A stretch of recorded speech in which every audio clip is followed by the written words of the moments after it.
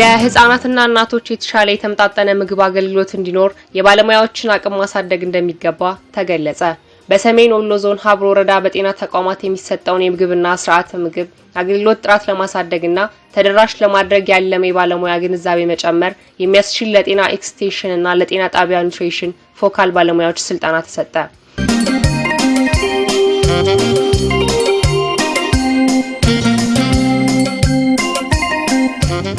የሀብሮ ወረዳ ጤና ጥበቃ ጽህፈት ቤት ከሰቆጣው ቃል ኪዳን ፕሮጀክት ጋር በመተባበር የወረዳው የህፃናት ጤናና ስርዓተ ምግብ ባለሙያ አቶ ዮሐንስ ሽመልስ ስልጠናውን ሰጥተዋል።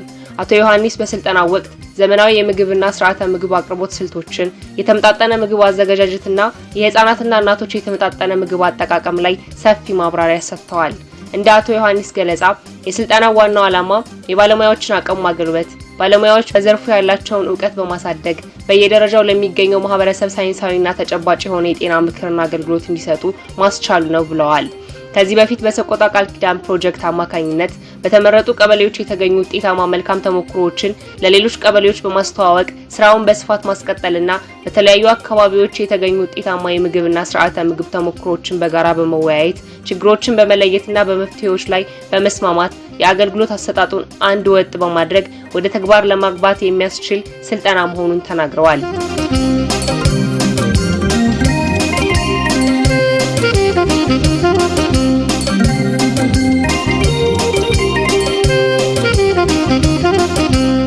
በስልጠናው ማጠቃለያ ላይ እንደተገለጸው ፕሮጀክቱ በወረዳው የምግብ ዋስትናን ለማረጋገጥና የተመጣጠነ ምግብ እጥረትን ለመቅረፍ የሚጫወተው ሚና ከፍተኛ እንደሆነ ተመላክቷል።